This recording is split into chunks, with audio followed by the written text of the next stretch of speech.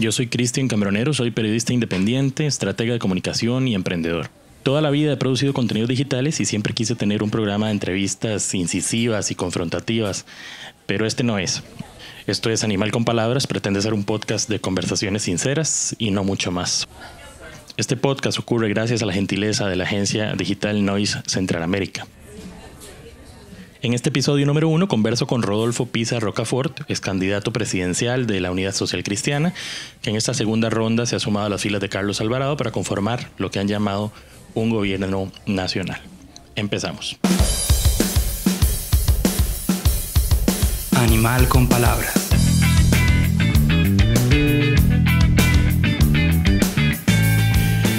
Don Rodolfo, saludos. Muchas gracias por estar aquí. Muchas gracias por acompañarme. No, muchas gracias por la invitación y de verdad un placer y un gusto participar con ustedes. Estamos conversando hoy martes 20 de marzo del 2018 en una linda, tal vez más linda de la cuenta, caliente tarde de verano aquí en Los Yoses. Para el día de hoy que estamos hablando, han pasado 6 semanas desde las elecciones, semana y media más o menos de que usted firmó ese acuerdo de gobierno nacional junto a Carlos Alvarado y faltan solo 2 semanas para que los costarricenses votemos en segunda ronda el 1 de abril.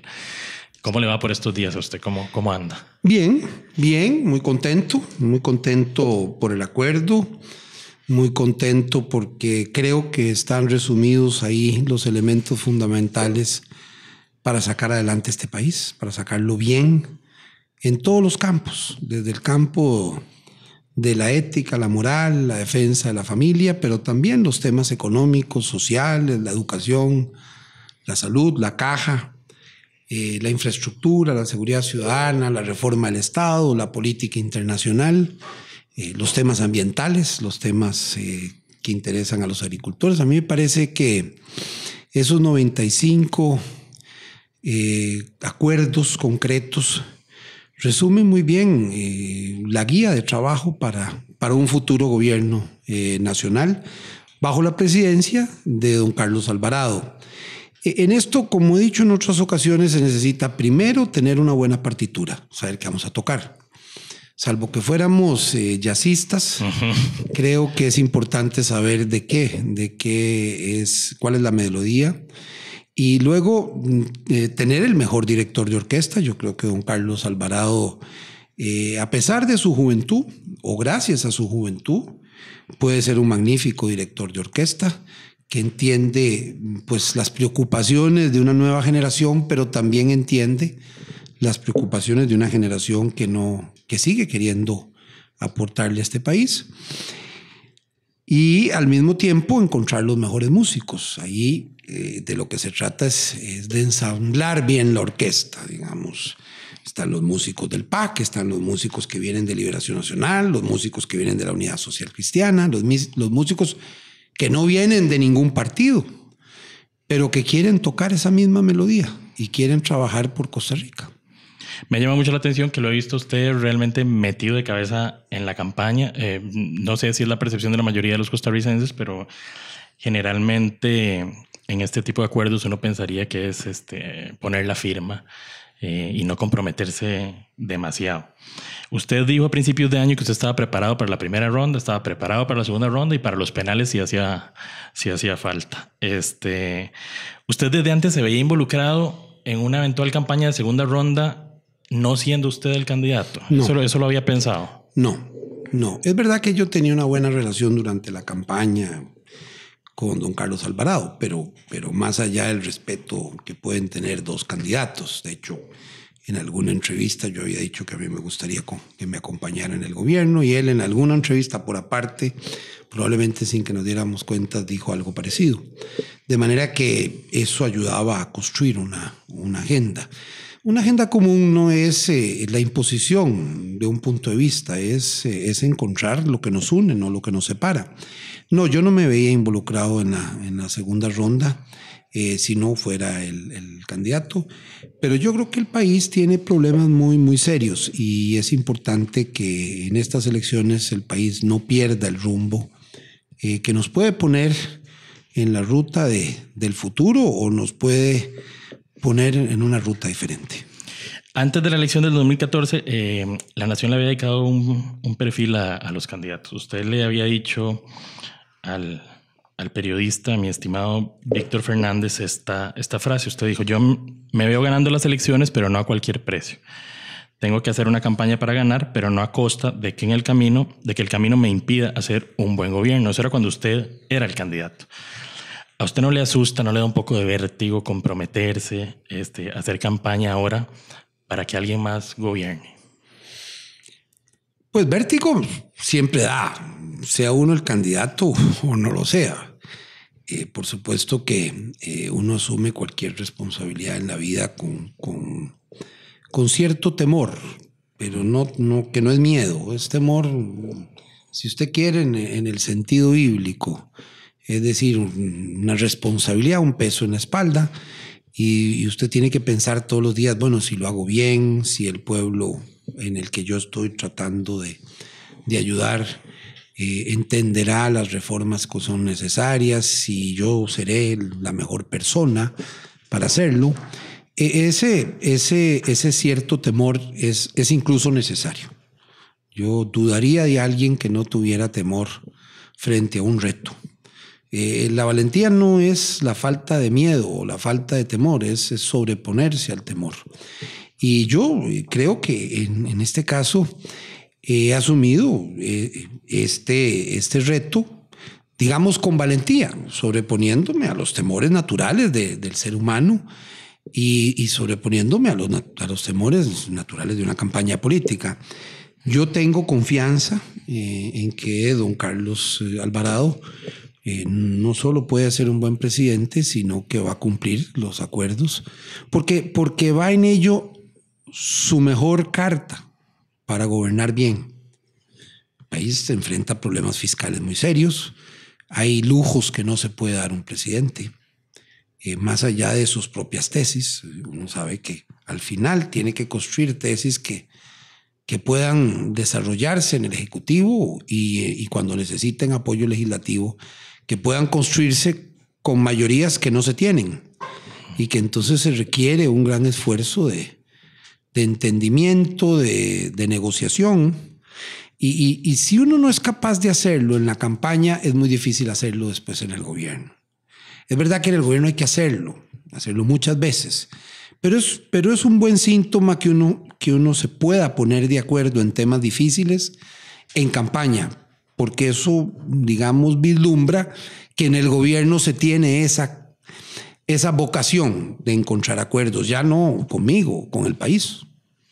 Ya me contó que existía una cierta afinidad con don Carlos desde la campaña y demás.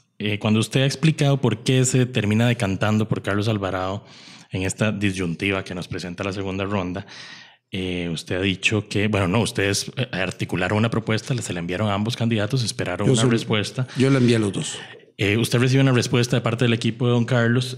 Lo que quiero saber es ese fue el factor decisivo, digamos, los contenidos de la propuesta o de la contrapropuesta que usted recibe de parte del equipo de don Carlos Alvarado, ¿o pesaron en usted otras decisiones, otras hay muchos aspectos, hay muchos aspectos que determinan una solución. Yo debo decir que yo me reuní con don Fabricio también 2 veces. Él fue muy amable y yo le respeto muchísimo. Él tiene otras tesis, pero en cualquier caso me parece que don Carlos sí dedicó mucho tiempo a reunirse conmigo, a ver punto por punto, a discutir algunos puntos, después con los equipos, pero digamos que mucho tiempo personal, y eso revela que tenía un interés personal en discutir y encontrar los acuerdos. Y un acuerdo, digamos, pensado, discutido, vuelto a repensar, generalmente se sostiene más en el tiempo que un acuerdo que se apoya sin mayor discusión. No es que uno tenga que discutir toda la vida, pero conviene tener algún tipo de valoración. ¿Por qué esto así? por qué es la preocupación, porque hay muchos temas que en el acuerdo son muy sencillos, pero que revelan muchas cosas por detrás. Bueno, entonces está en libertad de educación universitaria, dice ahí, apoyarla. Eso tiene muchas implicaciones. Eso, entre otras cosas, supone que el proyecto de ley, porque así está, que está en la Asamblea Legislativa de reforma del CONESUB, tiene que revisarse, porque es un proyecto más bien que viene a limitar esa libertad en lugar de desarrollarla. Y así se van planteando una serie de elementos que garantizan a los costarricenses y que el gobierno de don Carlos, como él lo ha dicho, no será un gobierno de partido, será un gobierno nacional. Y eso tiene muchas implicaciones también. Es decir, ya, por supuesto que no va a renunciar a su partido, él no puede renunciar a su historial en el PAC, como yo no renuncio a mi historial ni mi bandera social cristiana. Pero a la hora de gobernar hay que encontrar esos elementos que unen la historia socialdemócrata, digamos, de Liberación Nacional tradicional, la historia social cristiana, la historia del PAC. Entonces esos van confluyendo de manera que puedan llegar al mar. Yo lo usé en un símil que, por cierto, debo a Clorito Picado hace muchos años, en un ensayo maravilloso, hablando del Tigris y del Éufrates. Los dos ríos nacen en las montañas en Turquía. Uno es mucho más largo porque da una vuelta mucho más larga, se da una vuelta por Siria y después vuelve. Los dos entran en lo que ahora es Irak, en lo que antes era la antigua Mesopotamia, y llegan juntos al Golfo Pérsico. Es decir, nacen muy cerca, pero después se distancian muchísimo. Y después, antes de llegar al Golfo Pérsico, antes de llegar a su final como río, se vuelven un solo río, porque unen las dos aguas, unen las dos corrientes. Y ya después uno no sabe cuál es el Tigris y cuál es el Éufrates. Los dos son corrientes que van a un mismo mar. Lo que quiero entender es esto. Si Fabricio Alvarado y su equipo hubieran respondido a su propuesta de una forma más o menos aceptable, hoy por hoy, y dadas las circunstancias como están, ¿usted se vería haciendo campaña con Fabricio Alvarado, por Fabricio Alvarado? Bueno, a mí me es más fácil hacer campaña con don Carlos Alvarado. Yo creo que hay ahí también un tema de valores históricos, de valores. Yo puedo estar a favor o en contra, digamos, no me parece la mejor resolución, la de la Corte Interamericana, pero yo me dedicaba al derecho internacional de los derechos humanos. Mi padre fue el primer presidente de la Corte Interamericana de Derechos Humanos. Entonces, yo tengo claro que uno debe, no tiene por qué compartir las sentencias. Yo no la comparto en toda su dimensión. Hay una parte que sí, el tema de ir buscando la igualdad es esencial también para las parejas del mismo sexo.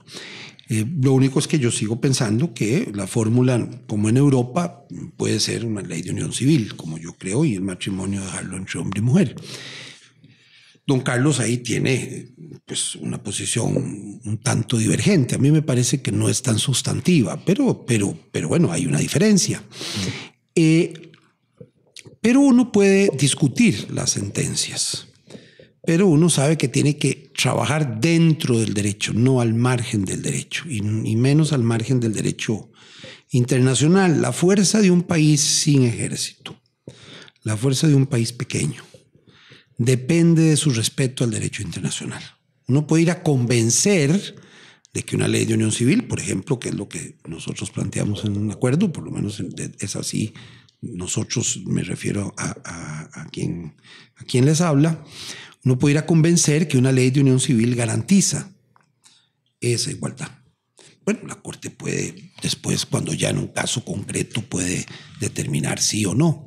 Pero es esencial que trabajemos dentro de las tradiciones de nuestro Estado de Derecho.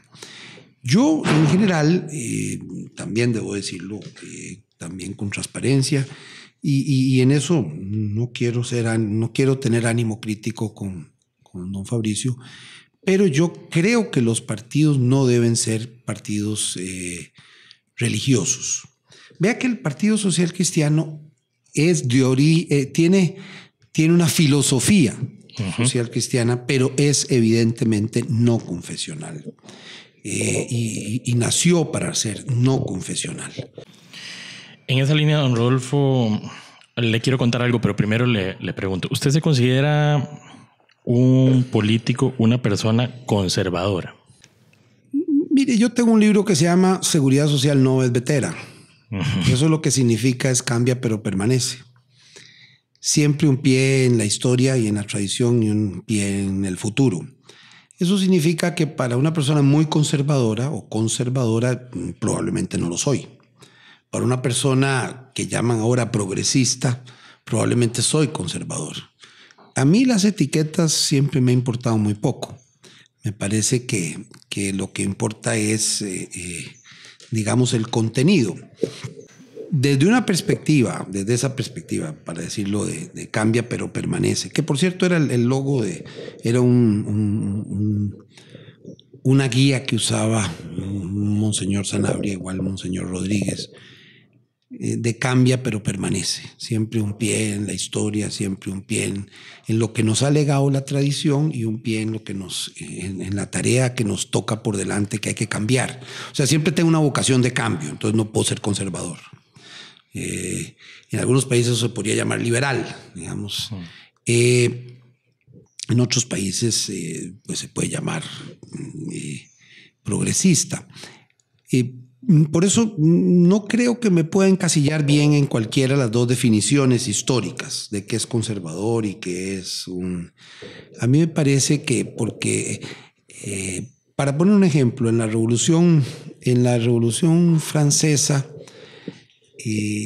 que a mí me parece es el ejemplo más clásico del elemento del cambio, hubo dos movimientos o tres. En la Revolución Francesa hizo todas las revoluciones posibles: la Revolución Comunista de Babeuf, la liberal, la imperial de Napoleón, la de los jacobinos, la de los girondinos, pero al final la mejor parte de la revolución fue la de la Declaración de los Derechos del Hombre y del Ciudadano, que fue cuando entendió que había que encontrar un equilibrio entre ese pasado y ese futuro. Cuando llegó las nuevas huestes y dijeron no, hay que romper todo el pasado, lo que terminaron es matando a miles de personas en lo que fue la época de terror, y después más bien lo que les costó casi 80 años volver a encontrar un camino democrático a Francia, por haber roto algunas reglas de la tradición. Entonces, eso me parece que cuando uno estudia esos fenómenos, y perdone que hable algo así de algo extraño y externo a Costa Rica, eso es lo que me revela un poco también la historia. Fíjese que Rafael Ángel Calderón Guardia, que hizo una especie de revolución, y también José Figueres Ferrer, tienen esos elementos de respeto al pasado y de construcción de futuro. Es decir, cuando se crean las garantías sociales no se quita una sola garantía individual, se agregan, se complementan. No se quiso hacer esas revoluciones que quieren hacer borrón y cuenta nueva. Esas nunca han prosperado en la historia. Igual cuando se hace la revolución del 48, alguna gente espera que además se quiten todas las garantías sociales. No, se mantienen. Y si más bien se dice, vamos a hacerlas de una manera diferente. Después se puede discutir. Pero en cualquier caso, toda revolución que valga la pena es una revolución que mantiene lo mejor de la tradición y siempre, eso sí, no se queda mirando hacia el pasado, sino que se lanza con entusiasmo hacia el futuro. Por eso yo, perdone que me haya extendido tanto sobre el tema conservador, no conservador, pero vale la pena esa explicación tan larga para entenderse. Más que interesante. Le preguntaba para tratar de establecer un antagonismo entre conservador y lo que yo llamaría fundamentalista. En esta campaña, desde la primera ronda, pero creo que con mucho mayor furia en esta segunda ronda, se ha tendido a echar en un mismo saco a todas las personas que tienen una determinada tesis. Incluso para algún sector progresista, el PAC o Carlos Alvarado es el único candidato que representa un respeto a los derechos humanos, especialmente de última generación, etc. Todos los demás son conservadores. Cuando uno ve las tesis de Restauración Nacional, el desafío a la legalidad internacional, yo lo que me pregunto es si obedece más al fundamentalismo religioso, lo que lleva a un partido a adoptar una tesis tan radical, y no necesariamente el conservadurismo, que a la par del fundamentalismo se ve matizadísimo. Puede ser. Puede ser que haya algo de verdad en esa percepción. A mí me parece que los extremos siempre son malos. La misma expresión de Nova et Vetera supone un alejamiento del extremo. Yo creo que una de las primeras tareas para avanzar en una sociedad es pasar por una cura de desintoxicación ideológica. Las ideologías, y aún más cuando son fundamentales o fundamentalistas, lejos de encontrar la solución, más bien lo que hacen es establecer una división. Yo tengo la razón y usted no. Esta es la barrera. Aquí estamos los buenos y aquí estamos los malos. Yo creo que cuando uno hace esas divisiones, cuando uno levanta murallas, lo que uno hace es destruir las posibilidades de desarrollar una sociedad que quiere tener de todo. Que quiere tener jóvenes que se lancen al mundo a hacer cine, que no se crean la idea de que no tienen capacidad de meterse a hacer cosas novedosas, nuevo periodismo, nuevo cine, nuevo arte, nuevos desarrollos empresariales, nuevos desarrollos artísticos, y al mismo tiempo el respeto a esa historia de la música clásica, de la música moderna. Yo encuentro que existe como algunos sectores que solo les gusta la música clásica y entonces rechazan la otra. Y al otro solo le gusta el jazz, y al otro solo le gusta el reggaetón. No, yo creo que todas las músicas bien tocadas son maravillosas. En esta segunda etapa, mientras unas personas levantan tesis absolutamente alarmistas sobre lo que sería la amenaza de un gobierno con matices fundamentalistas, llevándolo al punto de plantearlo como una amenaza al Estado de Derecho, a la tradición democrática costarricense, otros dicen que eso es una exageración. ¿Usted cómo lo ve? ¿Se exagera o hay un temor fundado al que hay que ponerle atención? Hay un temor al que hay que ponerle atención, es así. Yo no digo que tal vez yo en las redes sociales también oigo muchos excesos. De ambos lados. Yo estoy de un lado ahora, pero yo no creo que uno deba caer en el exceso de exagerar los efectos de cualquier planteamiento que no sea el de uno. Yo no tengo duda de que, conforme al acuerdo, la tesis que defiendo es la que más le conviene a Costa Rica. Si no estaría en esto, y si no estaría dando la batalla. No es un tema de beneficio personal. A mí la política, realmente, aunque uno cuando lo dice nadie no tiene ni por qué creerle, pero la verdad es que la política económicamente pues no funciona. Yo cuando he estado me ha ido mal. Cuando yo salí de la caja, yo salí muy jodido económicamente. ¿A nivel de salario, dice usted? A nivel de más que salarios de salida, porque el que está en política, no el funcionario no. Si no estuviera en la universidad, yo me hubiera dedicado a la universidad, ganaría más del doble y tendría un trabajo mucho más sencillo. No, lo que me refiero es sí, la política, el que se mete en política tiene que saber que es un sacrificio. Claro. Porque es un sacrificio económico, un sacrificio personal. Una campaña es 18 horas diarias o 20. No hay ningún trabajo que llegue a esa magnitud, o muy pocos trabajos en el mundo. Y además, en general, tampoco cuando uno sale del puesto público, también tiene que volver a abrir oficina y pasa una etapa muy difícil económicamente hablando. Por supuesto que si uno es cuidadoso, pues puede pasarla bien y vale la pena. Y uno en la vida, y no solo de pan vive el hombre. Es decir, tampoco es que uno en la vida solo trabaja por tener. Hay gente que hace un gasto maravilloso porque su sueño es ir a ver jugar a la selección a Rusia y se gasta $20,000. Bueno, otros que nos apasiona la función pública, pues decimos, bueno, vamos a coger unos meses, vamos a dejar de tener ingresos suficientes o asumir algunas deudas porque tenemos un sueño que es llegar a levantar este país. Bueno, son formas de dedicarse cada uno a lo que para cada uno es importante. Yo en general creo, y yo tengo una buena impresión de la gente. La mayoría de la gente que yo conozco en la política es gente buena. No solo en mi partido. Gente buena, gente entregada. Por supuesto que hay un 20% que no lo es. Las actividades sublimes como el arte, lamentablemente atraen, o como la religión, atraen a la mejor gente y a la peor gente. Entonces usted tiene a la Madre Teresa, pero también tiene a un pederasta. Y igual pasa en la política. Tiene a muchos hombres y mujeres que todos los días trabajan por sus comunidades a nivel municipal, a nivel distrital, a nivel nacional o en los ministerios. Y uno sabe que cuando salen del gobierno siguen viviendo ahí en el barrio donde vivían y no cambiaron el carro. Y por supuesto hay unos que tienen otros intereses y otras intenciones, pero son la minoría.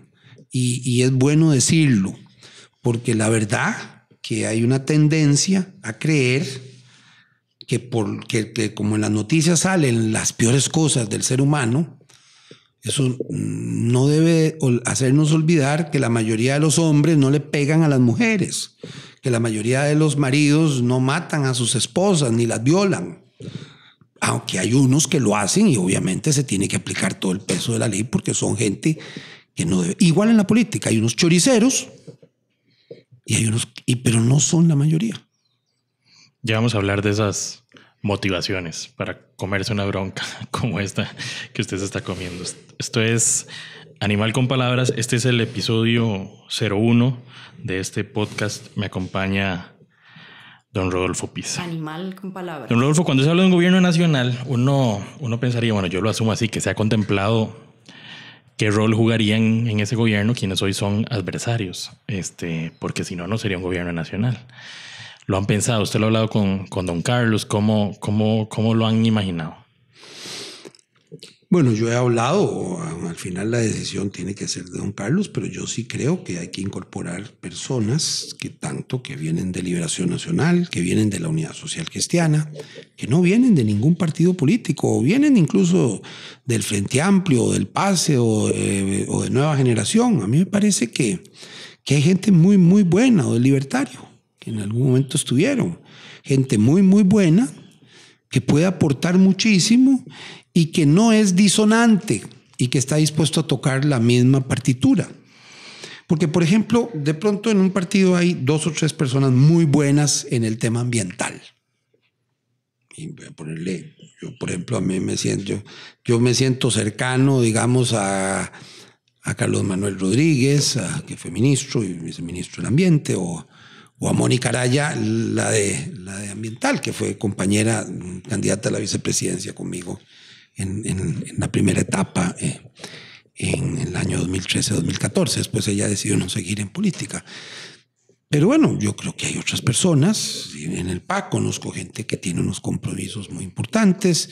En el Libertario, incluso lo digo sin ambajes, a mí me parece que, por ejemplo, el candidato a vicepresidente, Franz Stackenberg, es un hombre que he conocido por otros motivos en fundaciones. Hace años no hablo con él, pero me parece que también tenía unos compromisos y unos proyectos interesantes en el tema ambiental. Solo para poner algunos ejemplos. Bueno, en mi época ahora no está conmigo, Gabriela San Román, que estuvo también. Digo, son corrientes diferentes, pero que pueden aportar cosas fundamentales. Igual en el ámbito de la cultura. Yo soy buen amigo de Dionisio Cabal. A mí me parece que él puede aportar una cosa en la cultura nacional maravillosas.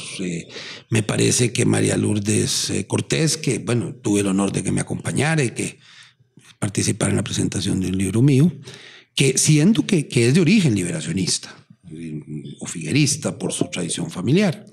Bueno, es mujer maravillosa, o José León Sánchez, que era candidato a diputado por otro partido. Bueno, me parece que hay mucha gente de distintos corrientes muy buena. Vea el caso de Sol Echeverría, que era candidata a vicepresidente de Nueva Generación. A mí me encanta ver gente así, o me encanta ver a Dialá Jiménez Figueres, que diga yo también me sumo al acuerdo, porque son gente, no solo que son compañeros, muchos de ellos no estuvieron conmigo, para decirlo claramente, pero a mí me parece que un buen gobierno debe ir a escoger a esa gente. Igual que se escoge en una orquesta, ¿sí? Usted tiene los primeros 30 ejecutantes, o sea, sí, tiene violinistas, tiene chelistas, tiene percusionistas. Ahora sí, necesita más. La orquesta necesita 100 miembros. Vaya, búsquelos. Si ahí están, en distintos partidos o en otros lugares. No vaya con el prejuicio, porque si usted va con el prejuicio, no, porque es que se tocó en aquella orquesta y esa orquesta era enemiga mía. ¿Por qué? Volviendo a la campaña, hoy por hoy ya sabemos dónde están algunos de los líderes de la unidad que le dieron su adhesión a don Fabricio. Ya sabemos dónde está usted, doña Edna, don Rolando, que están con Carlos Alvarado.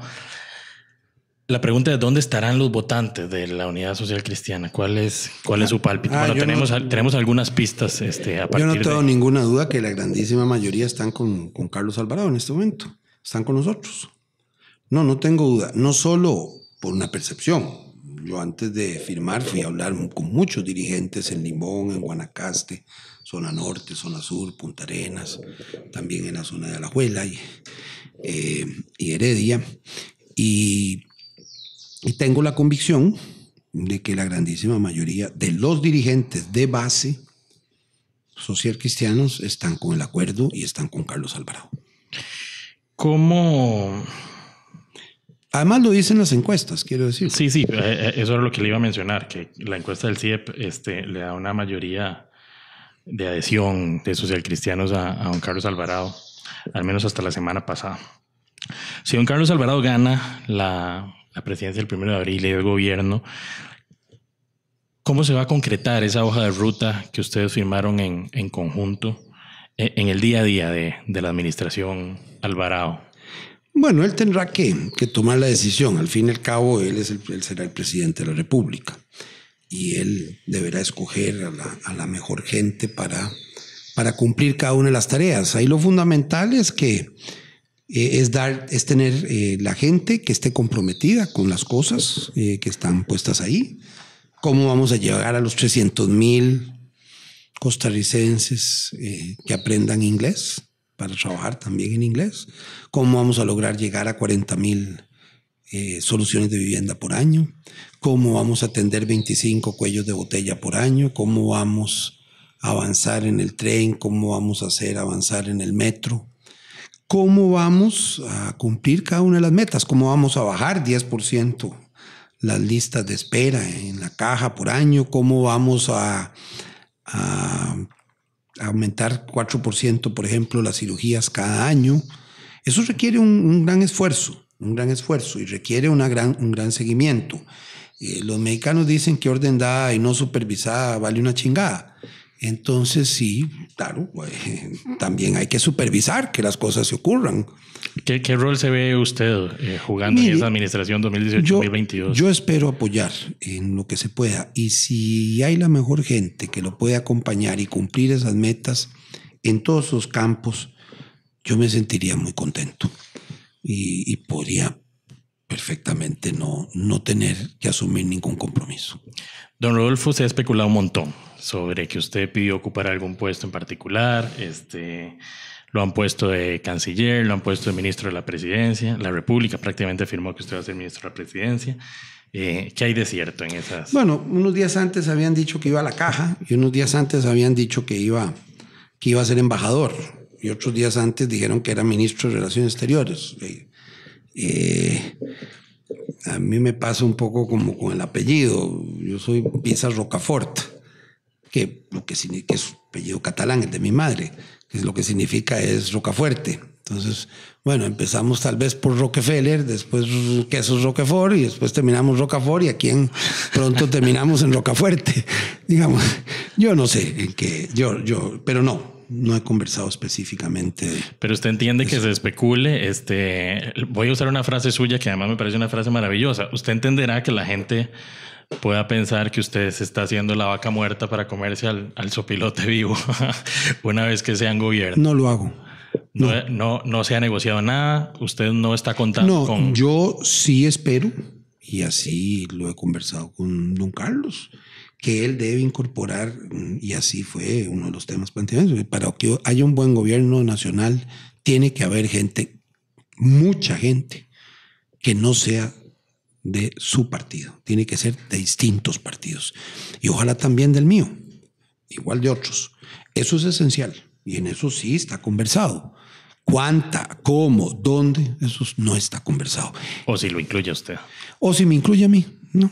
Me parece a mí menos importante.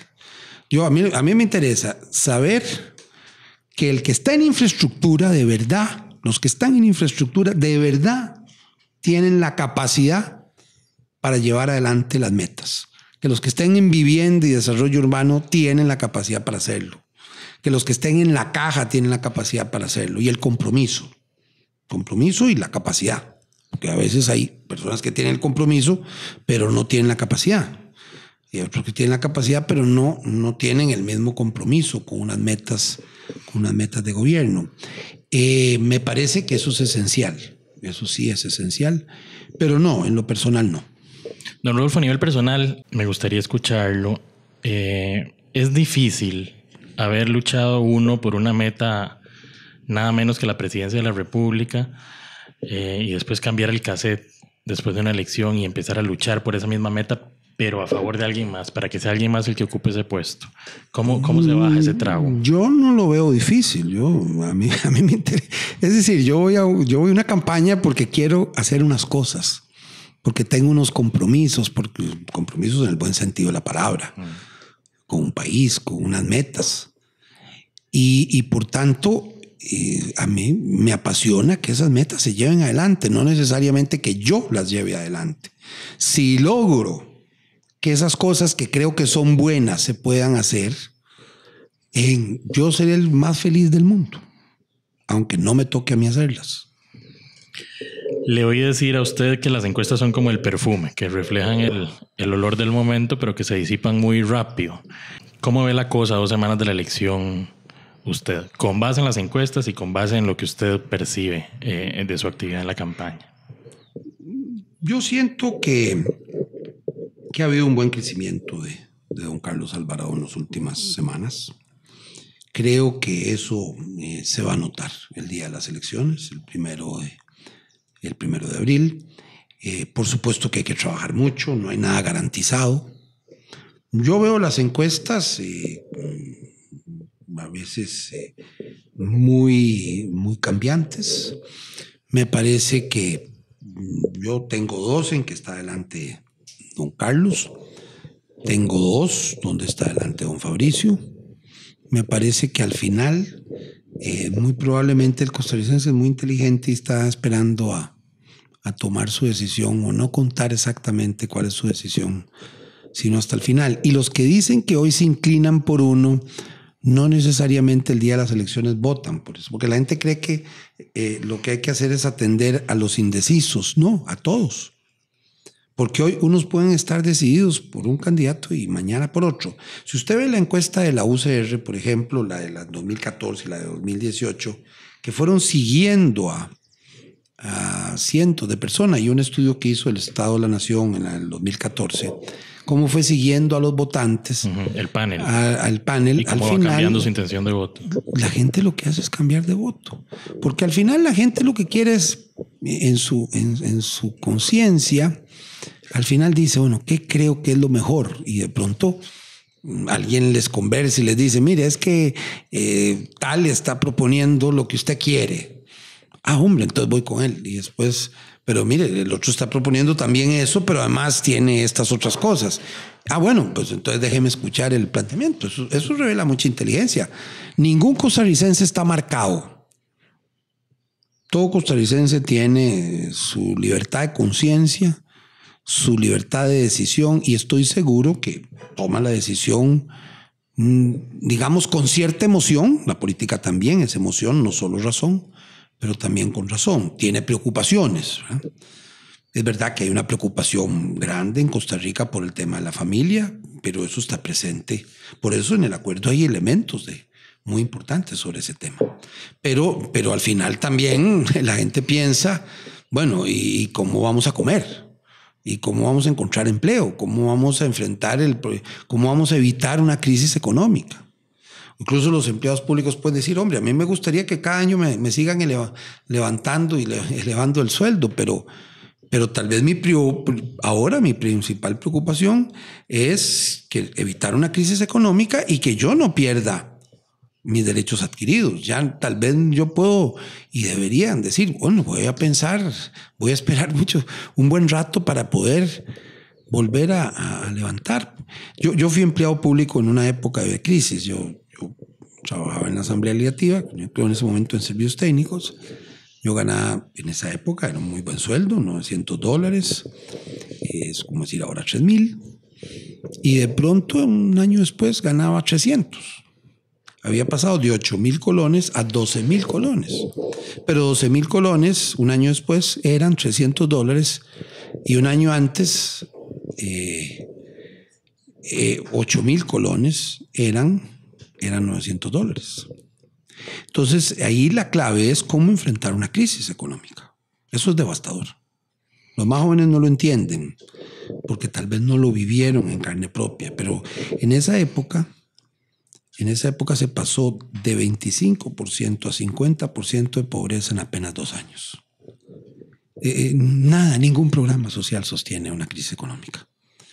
Sí palían la crisis. La escolaridad en la secundaria pasó de casi 70 a 46, 47. Es decir, eso significó como haber cerrado cientos de colegios, sin haberlos cerrado, ahí estaban. Pero los muchachos y muchachas salieron de las aulas porque simplemente tenían que comer. Ha sido una campaña eterna. Yo creo que muchos somos los que sentimos que tenemos como 3 años en campaña electoral. Lo lee uno todos los días. ¿Cómo se siente usted? ¿No está agotado ya a estas alturas? No estoy agotado. A veces me canso. Pero la verdad que también hay muchas cosas que me entusiasman. Y me entusiasma mucho trabajar en esta campaña también. Cuando usted hace la valoración de la primera ronda, ¿hay algo que considera que fundamentalmente debía haber hecho diferente y que habría producido otro resultado? Si hubiera tenido más tiempo, si una determinada circunstancia si una determinada circunstancia no se hubiera dado, seguramente hubiera estado en segunda ronda. La opinión consultiva. Pero también yo tendría que haber sabido, desde otro punto de vista, haber sido capaz de enfrentarla. Yo creo que era muy difícil, muy, muy difícil. Porque yo no creo en los extremos. Entonces yo siempre dije a lo largo de la campaña que creo en el equilibrio.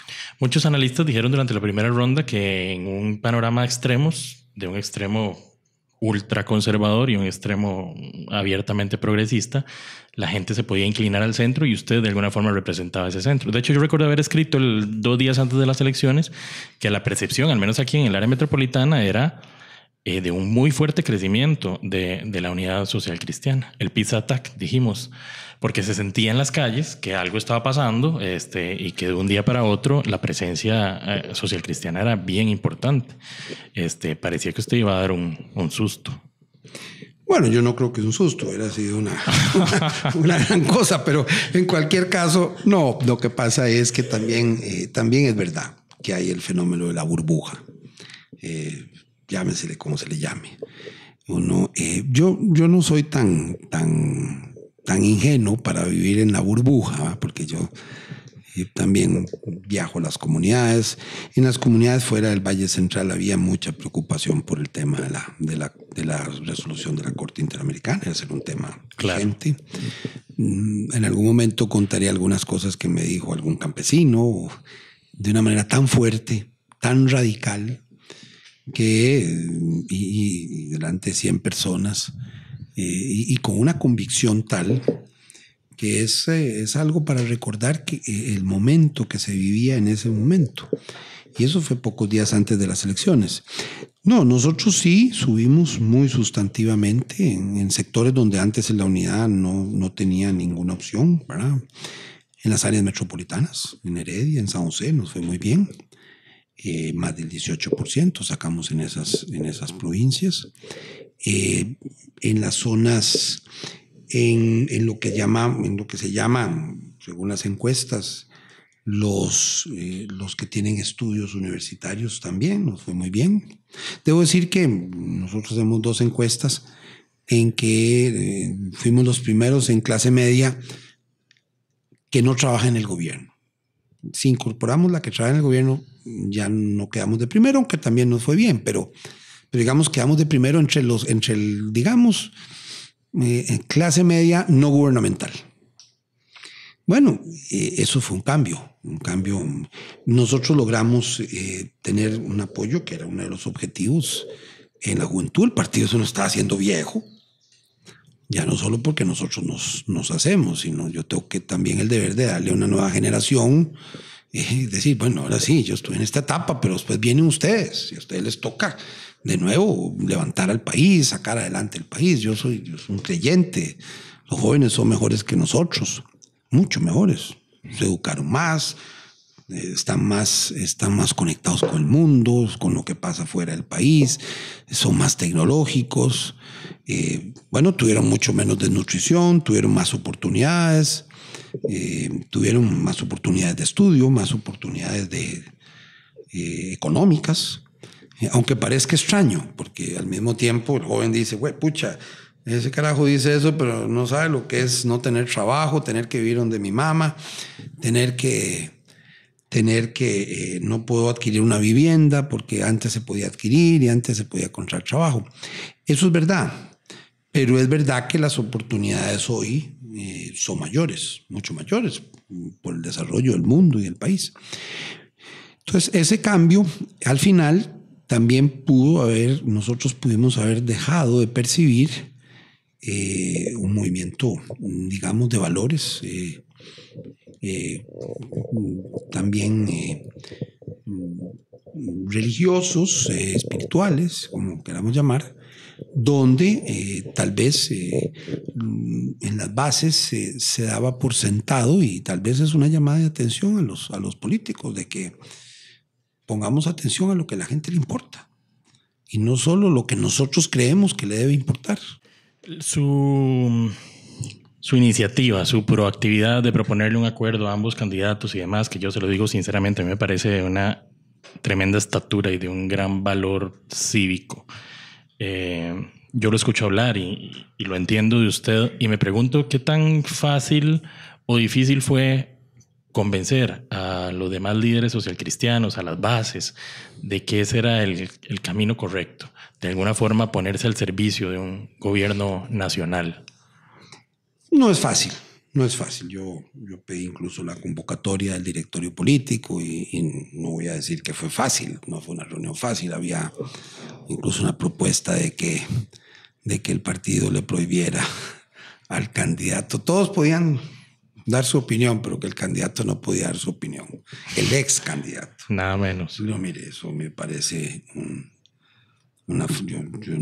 jamás me atrevería yo a decirle a alguien que una persona no tenga también el derecho de opinar qué es lo que cree que... El liderazgo también supone asumir riesgos y decir y tener la claridad de por dónde debe ir el país. Yo estoy convencido de que el país debe ir por ese acuerdo, el país debe avanzar en esa dirección y ojalá que los costarricenses nos acompañen en esa decisión. Y el liderazgo supone asumir ese riesgo y esa responsabilidad. Yo estoy convencido además de que pasado ese momento Muchos de los que en su momento se asustaron o criticaron nos irán apoyando y los que no lo hagan pues tendrán mi respeto, por supuesto. También ellos tienen derecho a opinar diferente y apoyar otra vía. Lo que yo creo, eso sí, es que primero uno debe saber cuál es la guía, hacia dónde va, digamos, un acuerdo, y después armar el equipo. Es decir, primero hay que tener la partitura y después empezar a tocar con un buen director de orquesta. Y sí se necesita que el director de orquesta tenga experiencia. Yo creo que Carlos es un hombre joven, pero al mismo tiempo tiene ya una experiencia de gobierno, una vocación por lecturas, por educación, por estudios, por historia, que determina una vocación pública que es una buena garantía para hacer un buen gobierno. Rodolfo, hablando de esa campaña larga, le pedimos a la gente, a los usuarios de redes sociales, que nos sugirieran preguntas para conversarlos hoy aquí con ustedes. Varias están incorporadas en lo que ya conversamos. Y hay una que yo creo que es obligada, pero además yo también siento una enorme curiosidad. El incidente del Listerine, don Rodolfo, en el debate de Canal 7, ¿de quién fue idea? Fue una acción espontánea que a usted se le ocurrió en ese momento, estaba premeditada, se lo sugirió un estratega. Cuénteme cómo pasó eso. Bueno, primero no me lo sugirió ningún estratega. Si me lo hubiera sugerido, se hubiera asustado. En algún momento yo sí comenté así como en una de esas reuniones de equipo, algún día le voy a sacar un enjuague vocal a alguien para que deje. pero era como algún día así como meses atrás. Ya lo venía cocinando. No, mentalmente, no lo tenía previsto específicamente. No, a mí me parece que eso sí, los debates no fueron buenas muestras de debate. ¿Por el lado periodístico o desde el punto de vista de los candidatos? Yo creo, mitad y mitad. Por ejemplo, el último debate fue muy incisivo en temas solo personales. Canal de dimes y diretes. Y mire, ese fue el del caballo. Sí. A mí me parece que cuando uno hace un debate así termina mal, no puede terminar bien. La gente ni se dio cuenta ni cuál era lo que iban a hacer en educación, ni en salud, ni en ambiente, ni en agricultura, en nada. Estoy de acuerdo. En nada, nadie se dio cuenta de nada. Lo que se acuerdan es del caballo. Bueno, está bien, eso me parece bien. Lo que pasa es que yo soy un hombre muy tranquilo, aunque parezca extraño. Sí, la gente podrá. Más bien, usted sabe que en una encuesta en diciembre lo que decía es que me gusta Rodolfo Pisa, pero es muy débil, muy tranquilo, muy equilibrado. De verdad. Sí. Y ya ve, la última semana dijeron lo otro. No, es que se altera mucho. No, yo sí defiendo con mucha fuerza lo que creo. Soy vehemente, muy respetuoso. Me encanta si alguien me prueba lo contrario. Los abogados tenemos una expresión que se llaman, perdón que use el latinazo porque así nos enseñaron, todavía tengo los prejuicios de mi profesión, las presunciones juris tantum, es decir, son presunciones, uno supone algo hasta que le prueben lo contrario, pero siempre tiene la puerta, yo siempre tengo la puerta abierta para que alguien me pruebe que tal vez estoy equivocado, pero sí tengo una convicción. Ahora, en la discusión, si alguien me saca una prueba o un elemento fundamental que me dice, mire, este camino es mejor, bienvenido. Yo no tengo presunciones tajantes, tengo presunciones, digamos, juris tantum, mientras no me prueben lo contrario. Bueno, entonces, sí, soy convincente y soy enfático, sobre todo en dos temas, y yo quiero que nadie se confunda con eso. Mire, a mí no me gusta la mentira, y dos, no me gusta la corrupción. Soy un hombre de derecho, nunca le cortaré la mano a alguien porque además el derecho lo prohíbe y no lo haría. Pero si tengo que aplicar la ley, y si tuviera el puesto y alguien de confianza mete la mano, le corto el rabo. Porque vea, yo hay una cosa que subestimé cuando fui presidente de la CAI. Yo ya me había preparado para problemas con la Asamblea, con la Contraloría, con los diputados, con la sociedad, con la prensa. Eso es normal. Eso es parte del trabajo. Pero yo había subestimado la corrupción. Yo no sabía que era tan grande. En todos los niveles. Entonces ahí sí uno debe ser más firme. O sea, porque, digamos,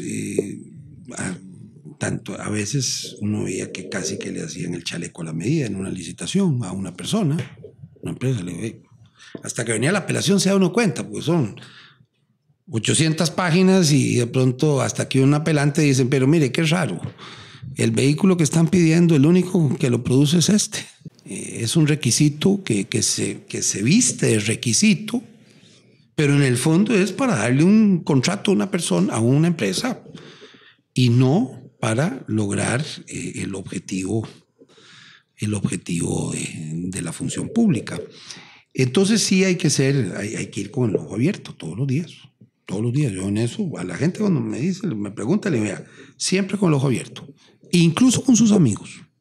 Porque no faltará alguien que es muy cercano que pueda haberse tentado. Y yo sí creo, eso sí, que es importante haber tenido gente que haya estado en el poder y que haya salido igual, económica o peor.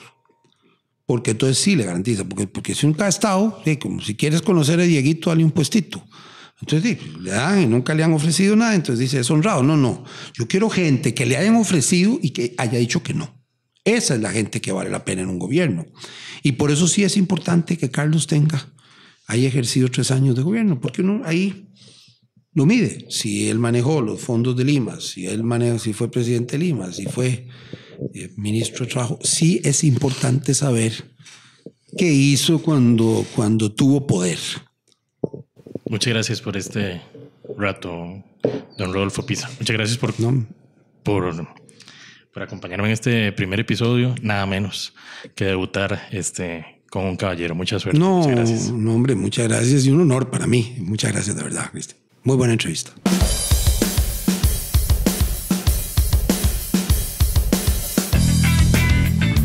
Gracias a todo nuestro equipo en Noise Central América por toda su colaboración. Usted puede conocer más sobre la agencia en www.noise.cr. La música de la intro es música nacional de la bandototota Magpie J. Muchas gracias de verdad a Magpie J por su gentileza y por apuntarse.